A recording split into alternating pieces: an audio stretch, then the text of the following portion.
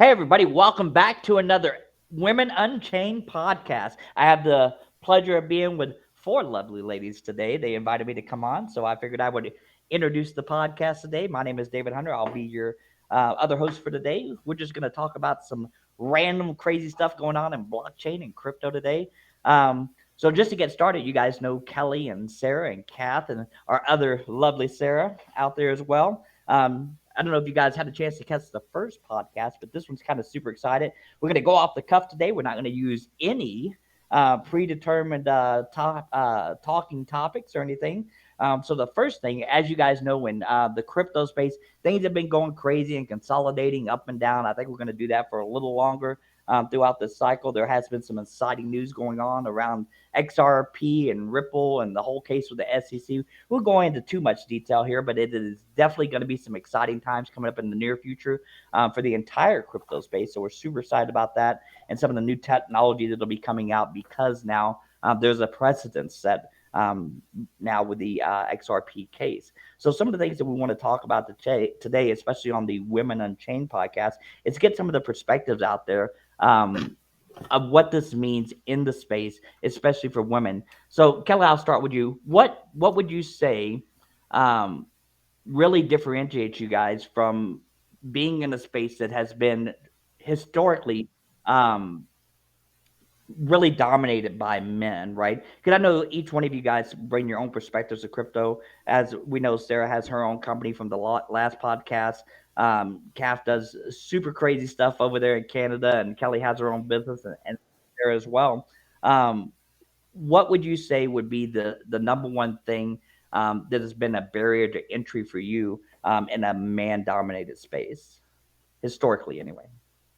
Historically is probably figuring out where to gather your information from.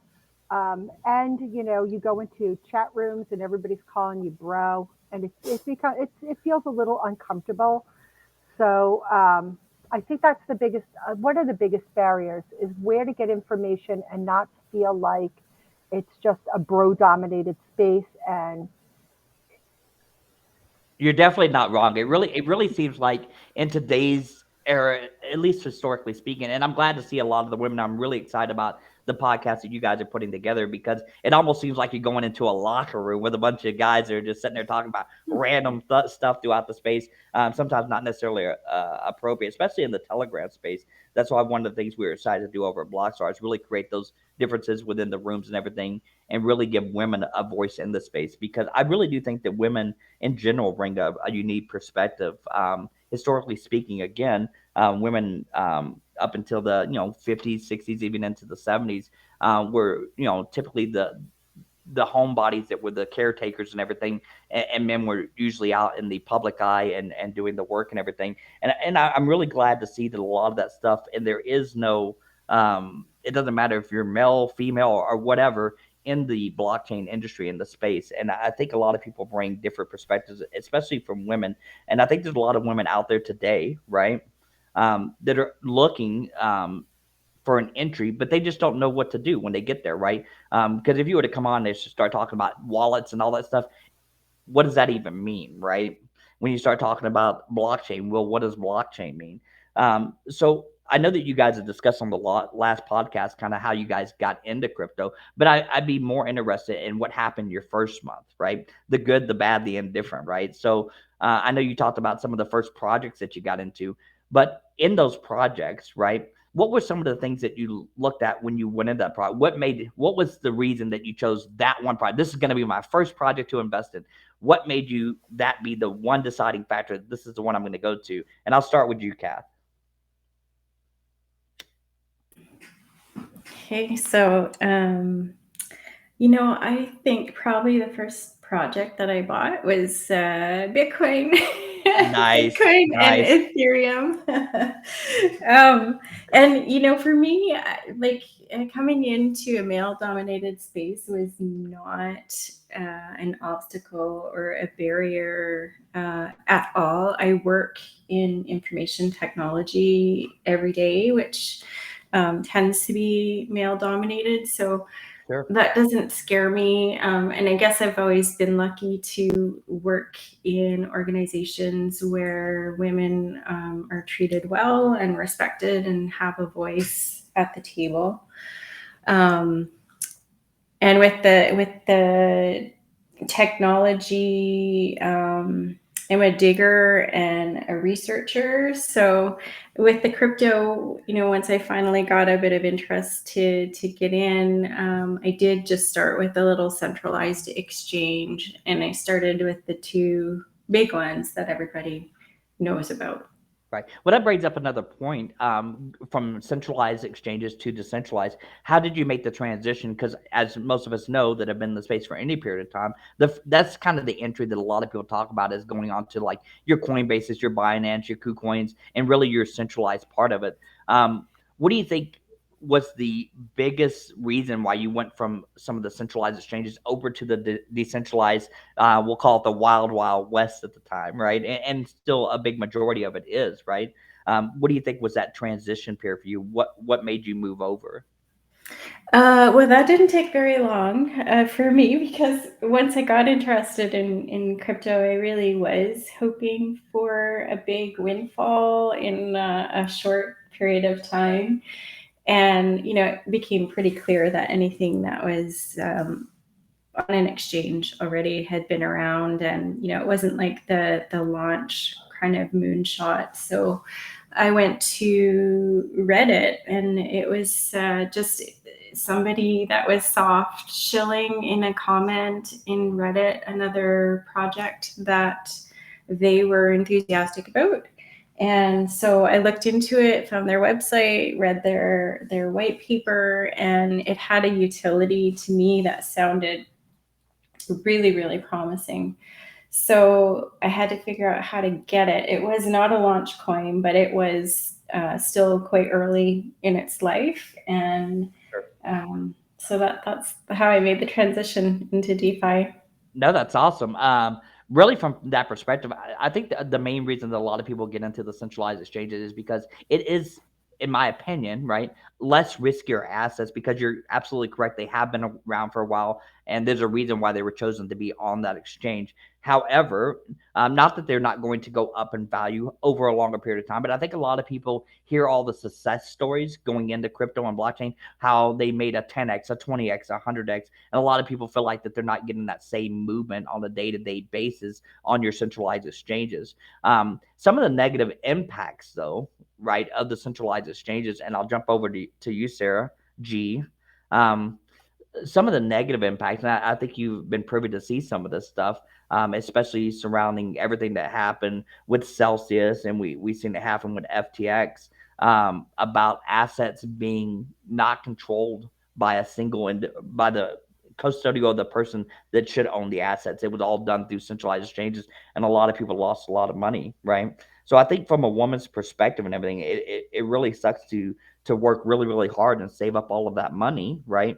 To be able to, first of all, be able to invest for one, and then turn around and find out at the end of the day that you don't have custody of that. And then now people are fighting constantly to try to get their money back at this point. And whether everybody gets made whole at the end of the day is still yet to be seen. But what is your perspective on that, Sarah? What do you think? Do you think that's a big deterrent for women coming into the space and choosing to go to an exchange first where they don't have control of the assets that they purchase, or do you think there's a bigger entry to get into the centralized side of things? I'd probably say the deterrent is that it's so much uncertainty. Like you don't know. You could lose it all, because you could get rugged or whatever. But um, for me, I was willing to take that chance because I had a friend so who was in it, um, Right. and I trusted her. So I decided, why not? I mean, $100 was nothing to me at the time. So, um, but I'd probably say the what was with the decentralized or the centralized question that you Yeah. asked. So just on that point and everything, I think you come from a little different perspective in your entry to crypto, because I think you really came in on the decentralized side of things because of your Hmm. friend. Is that correct? And Yes. and just the opposite of coming in from an exchange. So Again, a lot of those assets that get tied up in those centralized exchanges, where you don't really own the assets. So I commend you for and that's testament to your friend and everything, bringing you into the centralized side of things first. That way you could really see the perspective going the opposite way, right? Where you actually control everything, but that does come with its own risk as well, right? Having to Yeah. control a wallet and everything, and you're freaking out. So I'm trying to send this money over here, but now I got to do a test run just to make sure it goes through. To where on a centralized exchange you would at least have the ability to have a customer support. So that really does differentiate the two of them. Owning assets, self care of all of your assets compared to having them on the centralized exchange. So again, it is scary for a lot of people, not just women, right? I know this is a dominantly women podcast. Again, I had the pleasure to come on today, um, but it is. It's a testament to where we are in the crypto space today, dealing with centralized compared to decentralized. I do think there's a lot more assets that will be coming into the decentralized space, and I think that's a space that everybody is looking for. And here's why. I'll give a couple points. And I'll let you pick back up on your point, Sarah.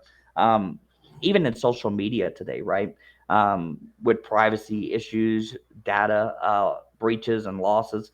On the decentralized side of things, not that some of those things don't occur in some centralized aspects throughout different projects. However, the money side of those things being controlled by you itself, obviously, you have good intentions for your own assets, I would assume. Would that be fair to say, Sarah? You're looking to put a little money in and to go up, right?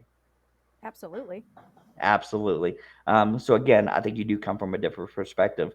So we're going to jump over to my Sarah. As most of you guys know, the other Sarah in this group is my lovely wife. So we're going to jump in. Usually, and I'm not saying this as a man, but I have dominantly took care of our finances and everything when it comes to investing and everything. But as most of you guys know, I've been in this space for a very long time, and this is something that I enjoy doing.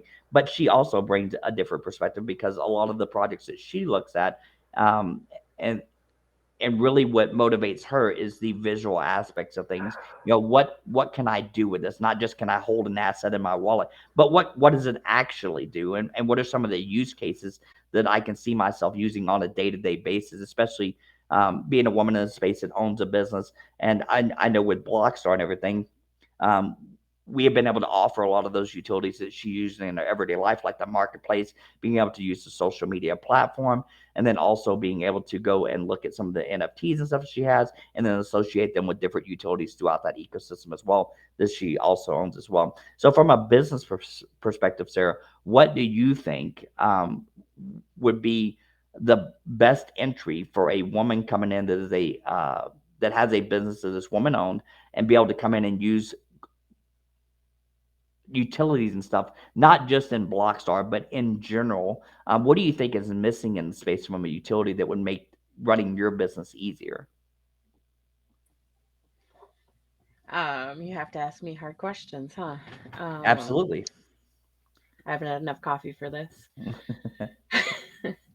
That's okay. Well, let me give you an example, right? So in a ledger system, when you're doing inventory and everything, I know one of the biggest barriers on, let's say, Etsy, right, is keeping track of all the inventory. And then a lot of you ladies that have boutiques that you set up or you go to vendor shows, if you're selling something on Etsy and then you're also selling stuff in a local show there and you have them listed in both places, would you say that that is a big factor of keeping up with inventory control? Absolutely. Okay. Absolutely. That's the main reason I no longer enjoy doing in-person shows, because it's so hard to keep track of what I have online versus what I'm able to sell in person and not oversell a product. So some of the best technology behind blockchain, as most of you guys know, it is a distributed ledger system. So when one transaction happens, right, everybody updates, so it always maintains its ratio of what's actually going on there.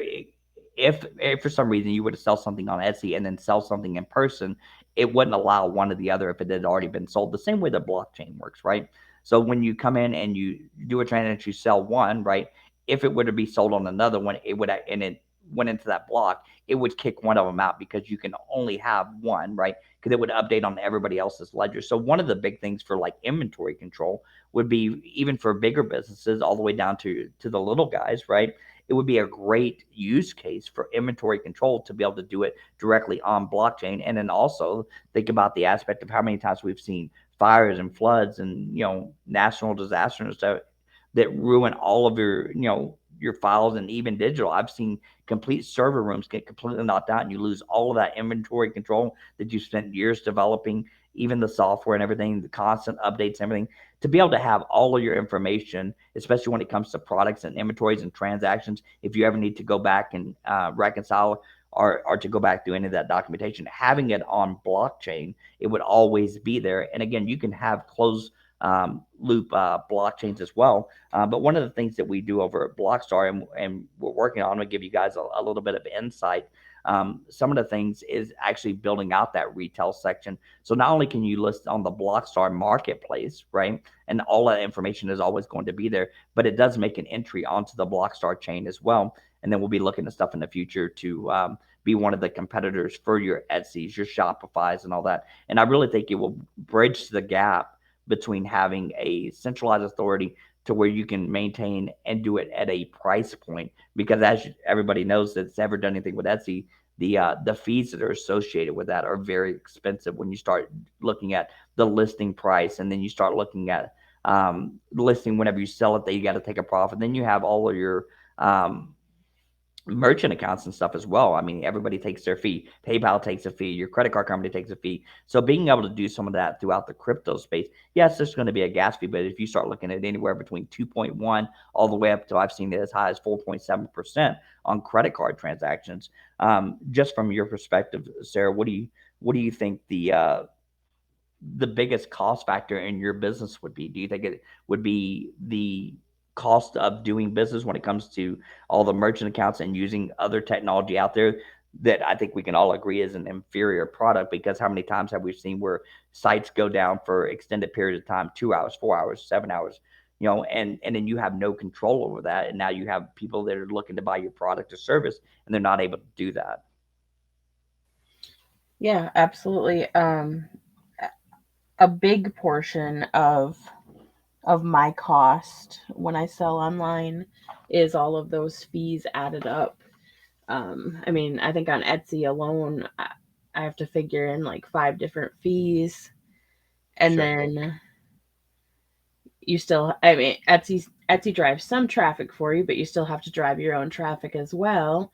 So that's added fees and advertising. And yeah, when you add all the fees up, it's substantial, especially when a lot of my products that I have on there are small price points.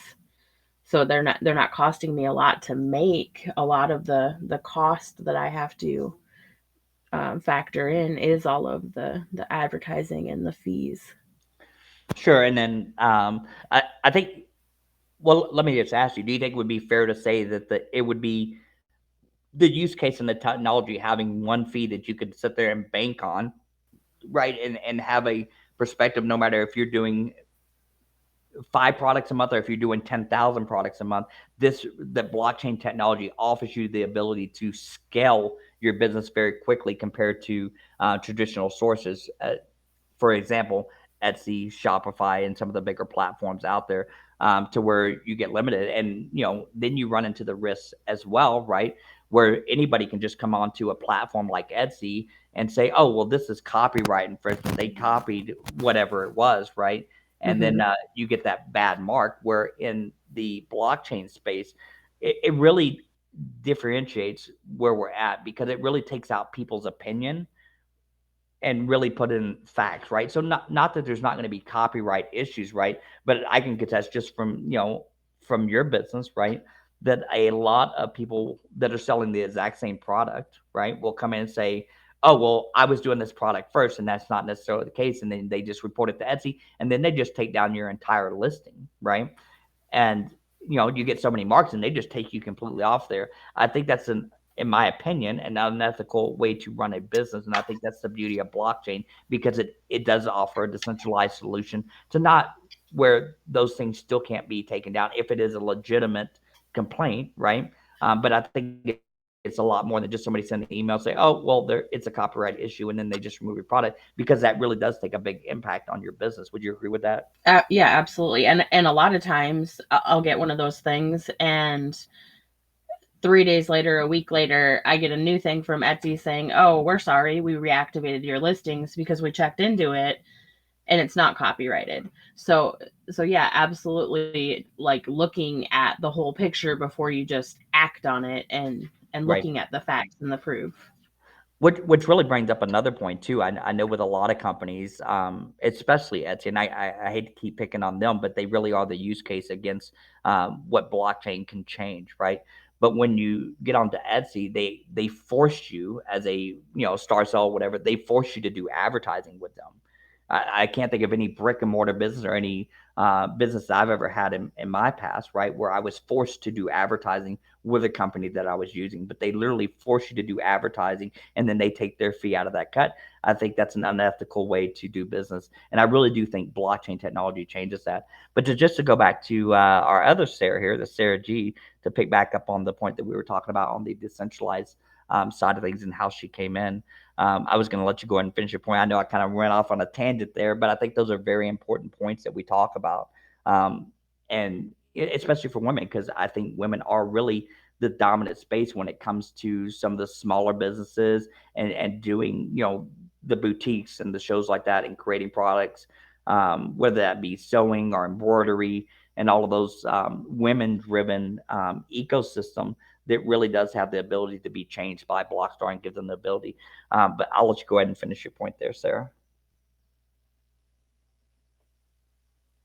Yeah, so I started off in the pre-sale of it, so it was pretty simple in the beginning. And then when I wanted to join in after, because when it went live, I went ahead and that was stressful because I had one screen showing me in the instructions for how to do everything, and You're then I not had saying it my was computer. complicated, are you? It was, well, when you've never done your first time, yeah.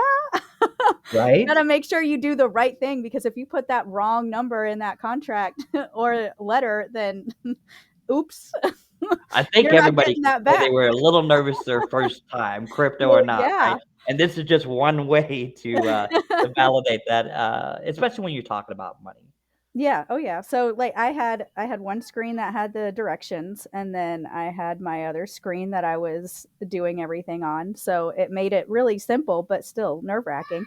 But then when you do it again, it's fine. Like you're getting used to it, you know how to do it. But that first time, yeah, I had I had I think we're not women unchained no more. I think we're kid unchained at this point. I hear, yeah, it's but that's what it's unhinged. but that's what it's all about, right? I mean, I've seen a lot of these podcasts go for various lengths of time and everything, and they really do start to sound like history teachers, and it's real monotone and everything. This is real life for anybody out there listening. So as you can see, we have mothers in here, we have business owners in here, and everybody from all walks of life. So crypto doesn't, or your life doesn't stop just because of crypto and blockchain. So I really do think this is a super awesome podcast to be able to come in and show the real lives of women that are in this space, right? And I think there's a lot of women out there that are probably listening, and men as well, right? Because I do think some of your listeners are going to be men as well. That are brand new, that have no clue, and all they did was hear this thing called Dogecoin or Bitcoin or BlockStar, right?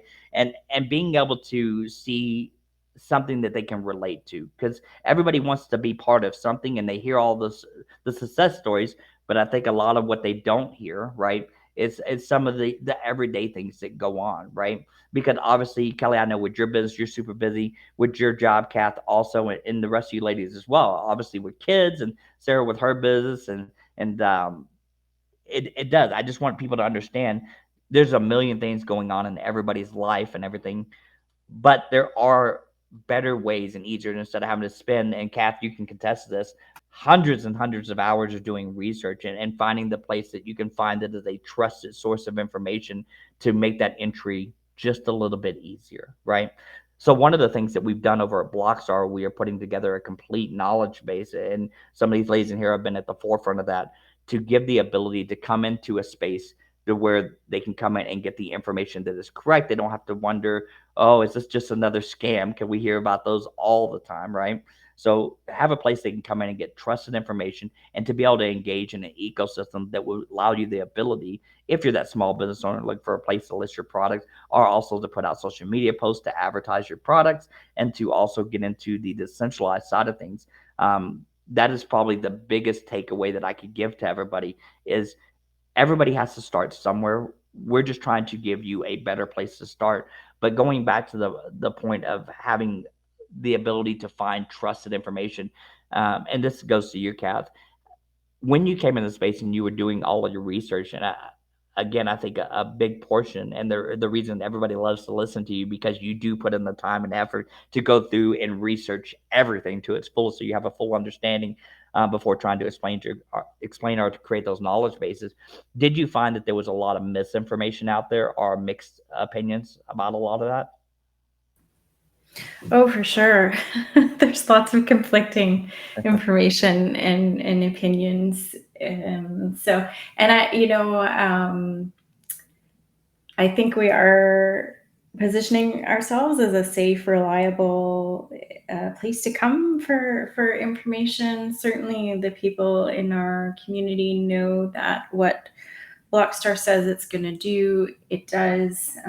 There's no flash. There's no hype. We're just building something really solid here, and it's going to take as long as it takes. And it's kind of that same approach, I guess, to the knowledge base. We're going to take some time to get that built out, but what we put out there is factual and safe. We'll use But one of your words. We'll say a no nonsense approach to things. no nonsense. Approach. Yep.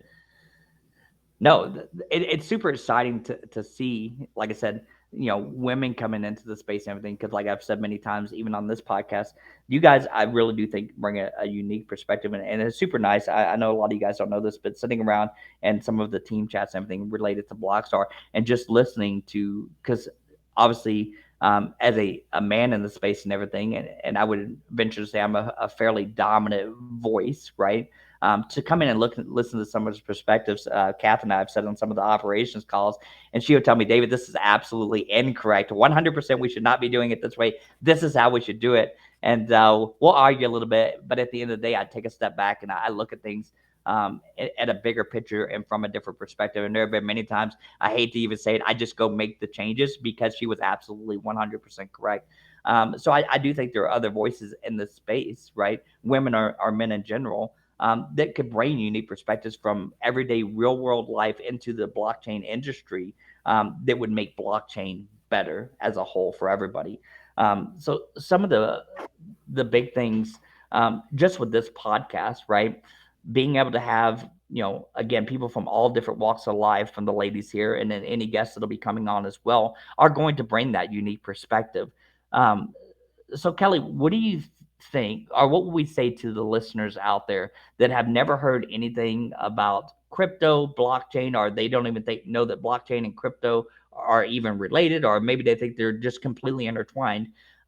They heard it on a sitcom, because we're starting to see a lot of sitcoms now start talking about Bitcoin and everything else. What would you say to the listeners out there if they were looking to get into this space, right? What would you say to those people looking back, hindsight, right, from your journey in crypto and everything? What would you say would be the first thing you would do to get started in this space? If you've never done crypto before, you just heard somebody talk about Bitcoin and you wanted to know what to do day one.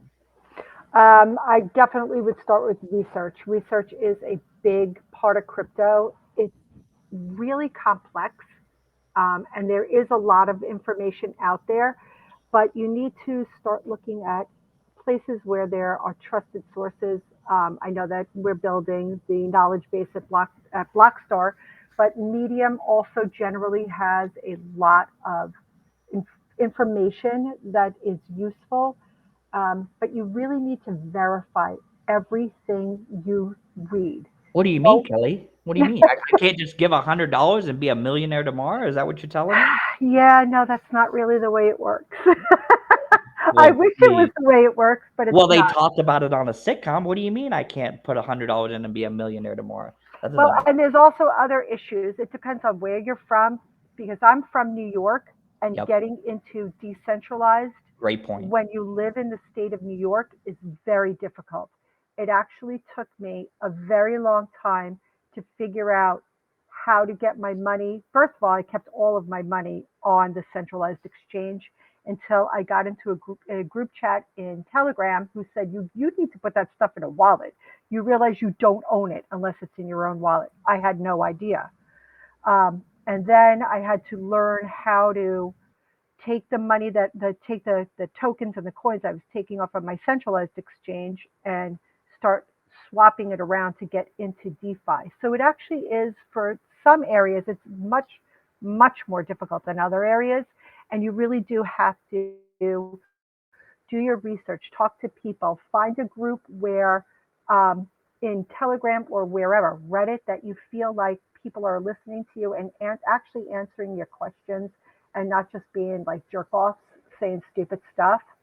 There's We'll keep the nobody in this podcast. space like this, Kelly. What do you mean? There's nobody. There's no jerk. Everybody's nice in crypto, didn't you know? Well, I always say that, but apparently it's not true. Apparently Um, true. but yeah, just you need to find a place where you can ask questions and feel like you're not being talked down to. That's another big thing. People who think they know everything about crypto, and I'm not talking about the real authorities. I'm talking about the people who just, you know, puffing up their chest and pretending like Right. they know stuff. Nobody does that, Kelly. What do you mean? You Are keep you saying there's interrupting people in this space that puff out their chests better than thou? me. Know what you're You saying? actually are pretty humble, considering how I much was you've never referring grown. to me, Kelly. Is there something we need to discuss after this? I was referring to other people in the space. No, I definitely get your point. I see that stuff every single day in this space, being in the space for so long. And I think some of that comes with the territory. But I think if we look at some of the stuff out in mainstream and everything, it's just a going theme, right? You're going to see a lot of that stuff out in mainstream. Some of that stuff does carry over into crypto. Is it a good thing? No, but it's stuff that we deal with every day anyway, right? So again, I think getting the best resources and everything, and as you mentioned, Telegram or even over on Reddit and everything. One of the things that we're going to be doing here very soon, obviously we have the BlockStar chat in the community on there, but we're also going to be putting in a new traders chat too, so that they can come in and start asking questions and everything, and maybe get some of the local community that has been in the space a little longer than somebody, and we can all keep learning from each other, right? So not only can you go and find it through a knowledge base through Blockstar, but having the ability to really go chat with somebody one on one or in a group setting, kind of like we do on these podcasts, but actually sit around and just talk shop, talk about crypto and some of the challenges facing the industry, but also facing you as an individual. That is a barrier to entry, and it may be something very simple that just you don't know what you don't know, right? So being able to sit around and talk to some people that are a little bit more advanced into the space than what you would currently be.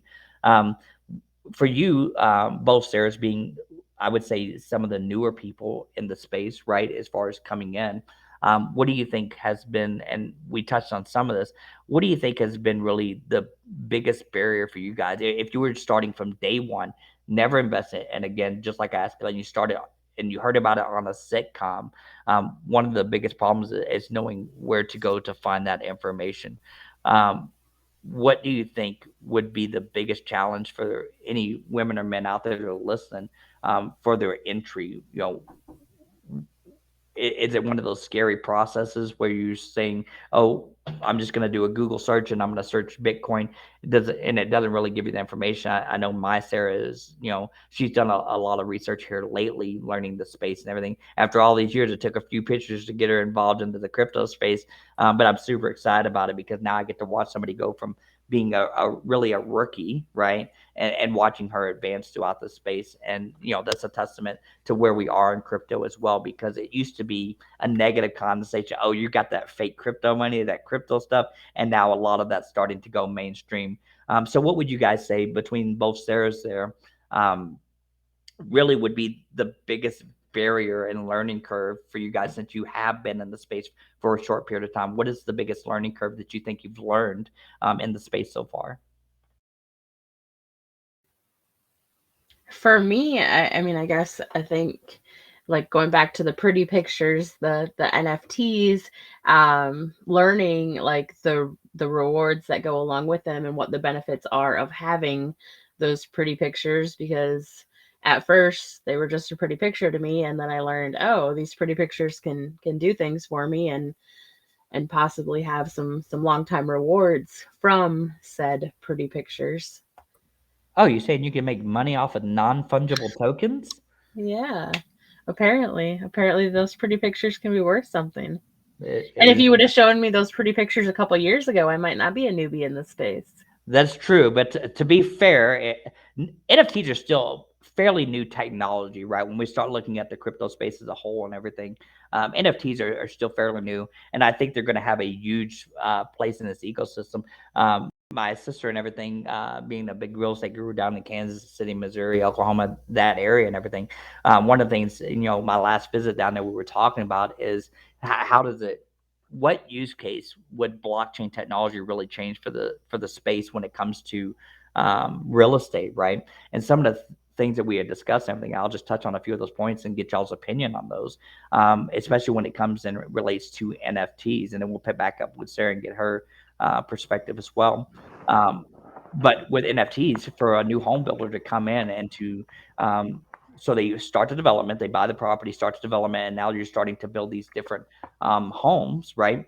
So what if we were to take that same NFT and those pretty picture ability and turn that into an NFT for that particular house, and then now you're able to follow a trail of events that happen. So the first time the house is sold to the new customer that has been buying, all the stuff that and all the materials that were used inside of that house to be able to track for long term. But then also for title searches, how many times have for any of you guys that have bought houses, now you got to do a title search. Now you have to go do all these things and find the information. Then you find out 100 years ago there was still a back lien that was done on the property, and now you have all these extra expenses. But with the NFT, you would be able to continuously update information, but you're never able to take away. So there is no hiding anything with those particular NFT contracts. But then you would be able to see the trail of events that have happened from the time that that house was built all the way through. Think about that for insurance claims as well, that can be tied directly to that real estate as well, because how you may not be as apt to purchase a house that has had structural damage, or it's had an electrical fire that maybe wasn't done and updated the correct way. Because if it was, then all of those invoices and all of the repairs that were done could then be uploaded to that NFT as well. So I think that is a great use case for NFTs and for blockchain in general.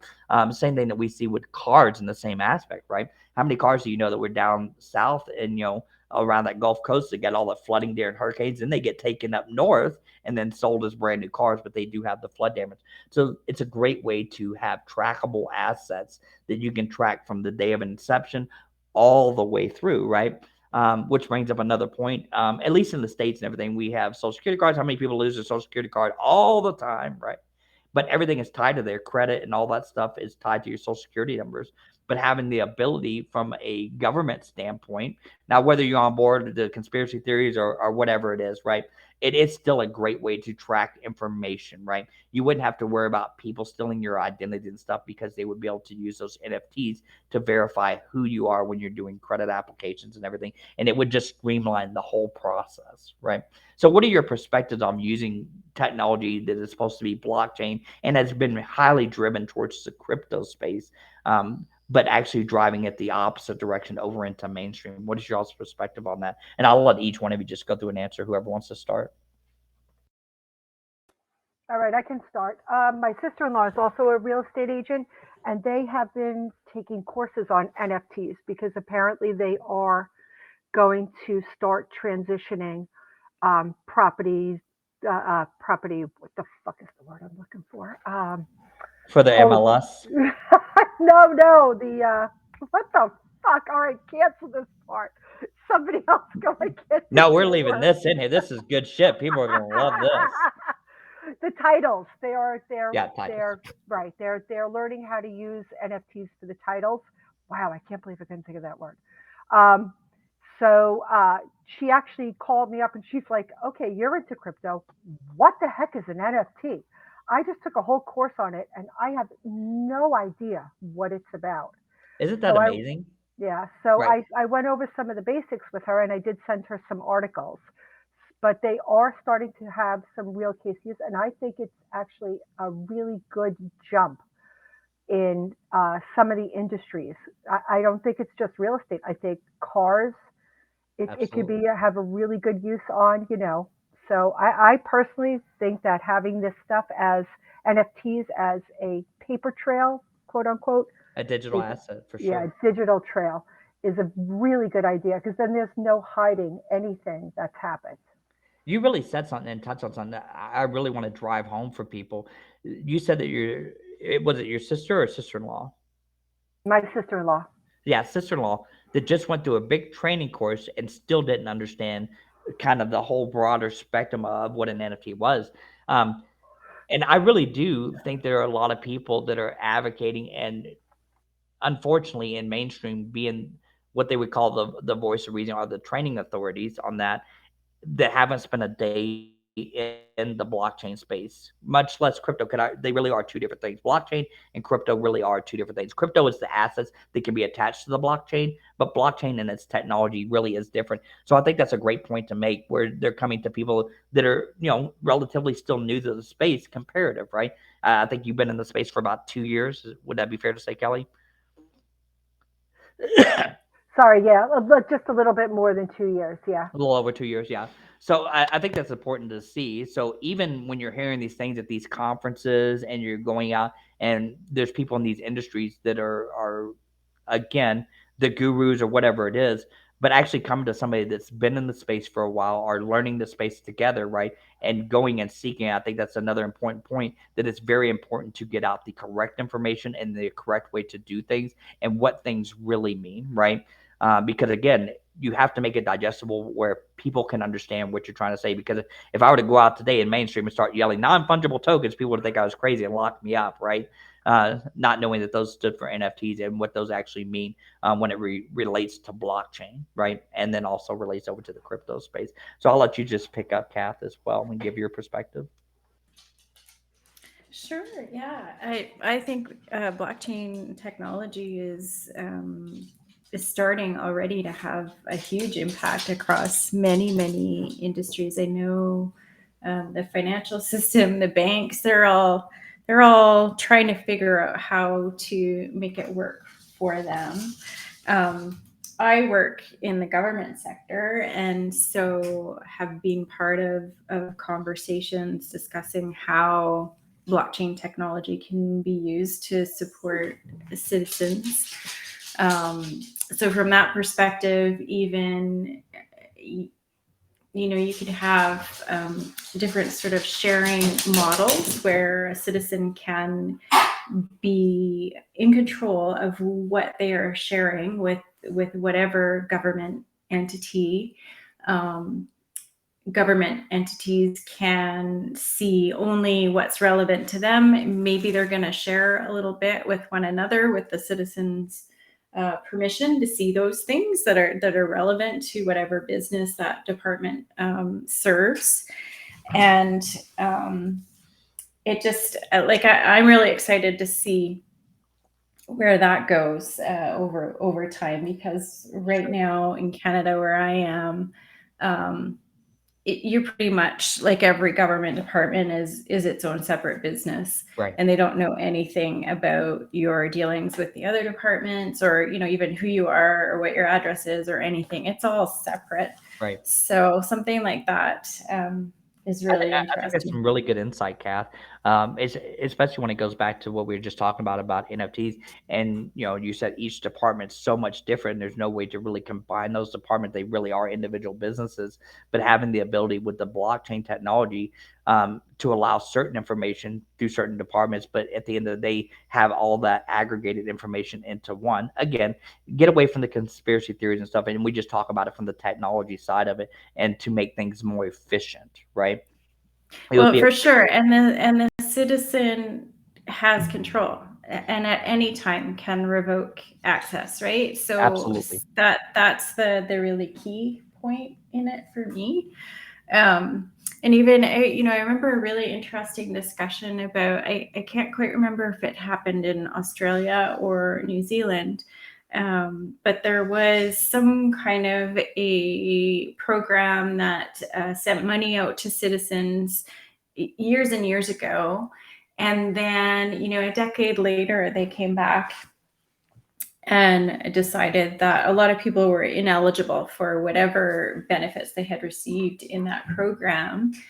And then it was on the citizens to prove to the government their eligibility or not, from something 10 years All these ago. years later, Yeah. So had governments don't do that, Cath. right, had it all been on blockchain and recorded, like it would have been easy for the citizens to Right, they would have go had a like, snapshot from 10 years ago and been real easy to see who was eligible yeah, and get yeah. those checks out to the people. I think that's a great point. Another great use case.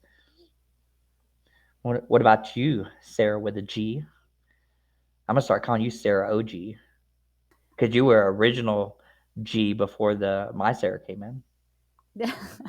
I don't know. It all sounds great, and I think it would be. I really like the what Cath was talking about, having the citizens be in control, because that's a lot of what, especially in the states, people have concerns about is how much control government has, and I think it, I think it would be wonderful. So much easier for us too as consumers, not just as the people selling houses or cars, but I think it's a great way to go about things with the So you NFTs. definitely think there's a place in mainstream for blockchain? Oh yeah, definitely. I don't have any Absolutely. new ideas of what the ladies have touched on, but I can't see it being a bad thing.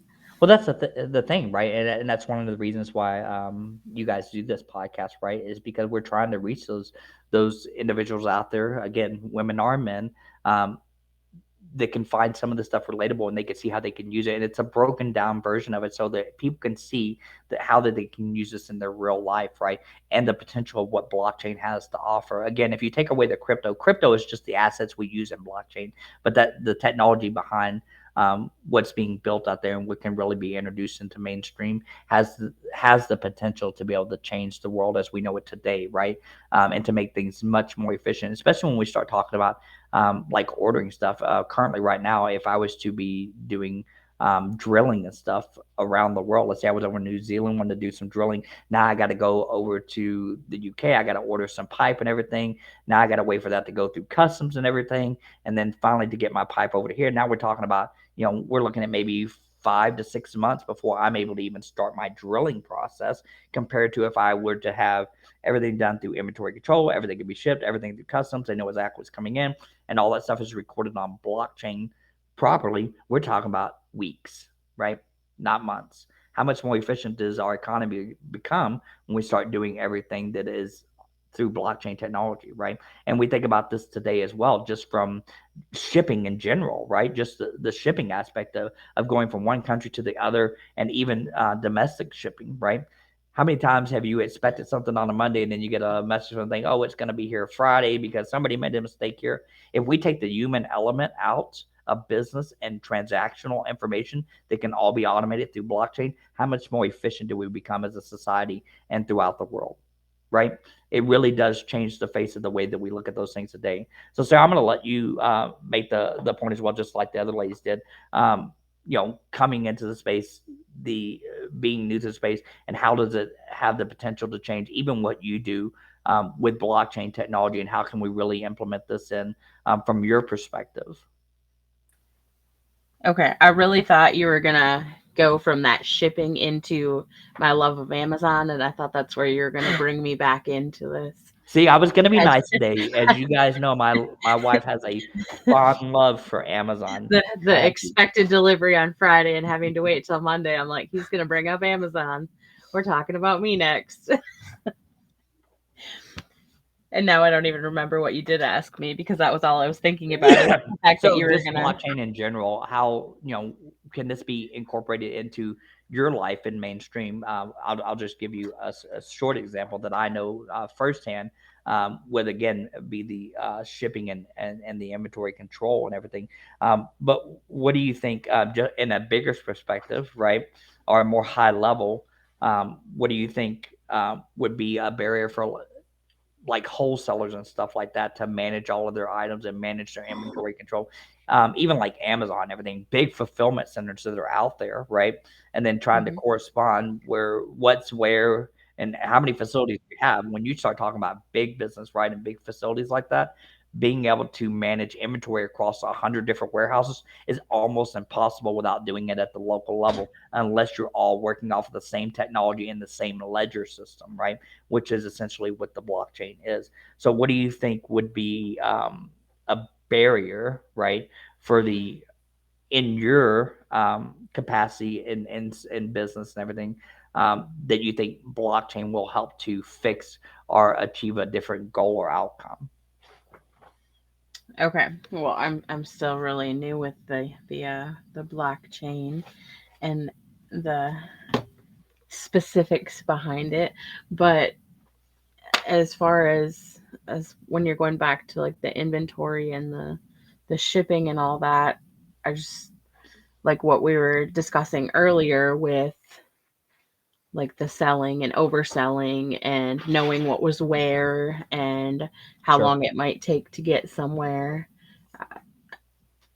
From what I know of blockchain, which is through Google and through you, that I mean that would just really help to pinpoint Well, you heard it on exactly. Google. It must be true, Right, right? right. A- And David Google. Um,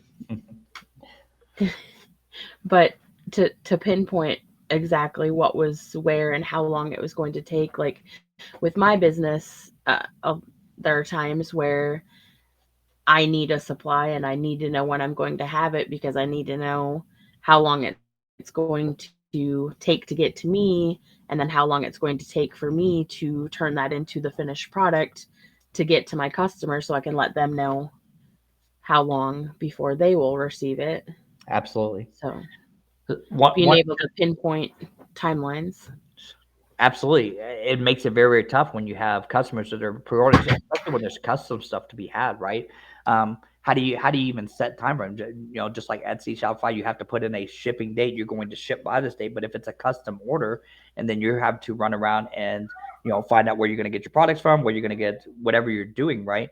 And then try to convey that over to a shipping time that fits everybody's needs, it just doesn't make sense, right? But if you were able to track all that stuff from the time that inception all the way through, and think about how much more efficient, right, that it could be. Sorry about the background noise here, guys, but how much more efficient can we be as a society, especially just on the shipping to UPS, FedEx, USPS? If How many times have we seen where we have a package we order, let's say from California coming to Minnesota, right? But then we see it goes to Texas, to Florida, and then comes all the way to Minnesota. How inefficient is that, right? And I think really blockchain technology has the ability to change that. Um, so I think this is a great placeholder to kind of end this one for you guys to pick up in the next podcast, because I really do think I could sit there and talk to these ladies, talk shop all day long about blockchain, and it would never end, right? So I think to break these up into small, manageable, and digestible amounts of information, I think this would be a great place to end it. Anybody have any final thoughts before I give a final thought, and then we'll get this one closed up? Yeah, I love how you're talking all serious about blockchain, and we're over here messaging each other, calling you Dougal now. It's Yeah, that's not fine. It's probably Google, it's fine. Dougal. It's probably fine.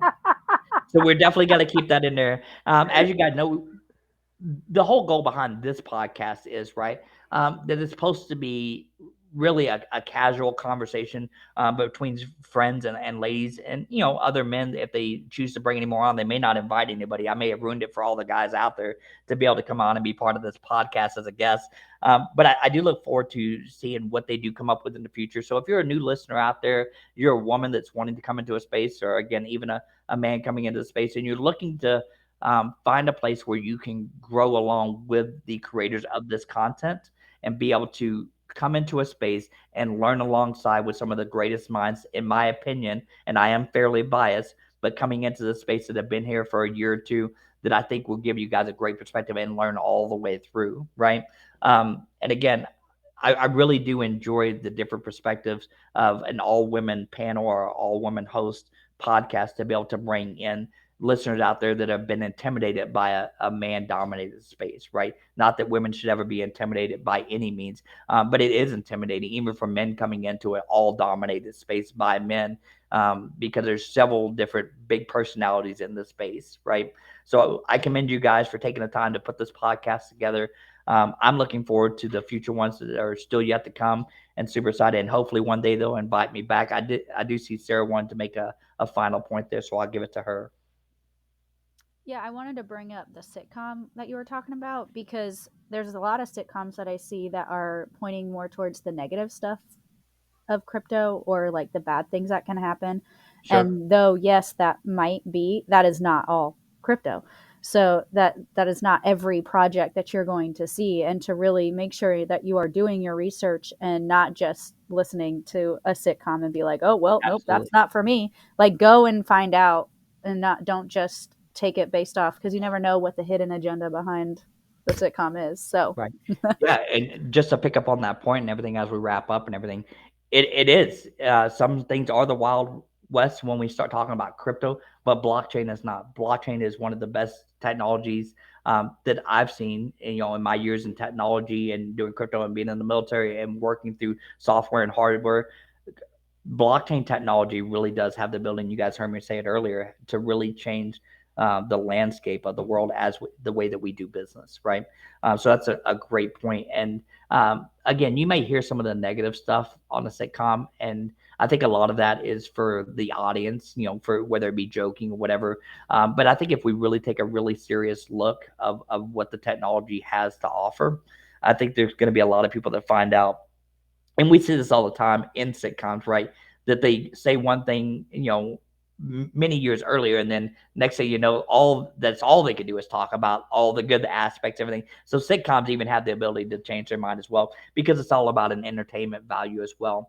And again, that's one of the reasons why I really love the content that you guys are going to be putting out, over the next year or so, because it really is true and authentic, and you guys are a voice in this space, and I look forward to listening to those in the future. So I just want to thank all the listeners out there that'll be listening to this as it gets posted and everything. Thank you guys for taking this journey with these lovely ladies with Women Unchained in the space, and we'll see you guys on the next one.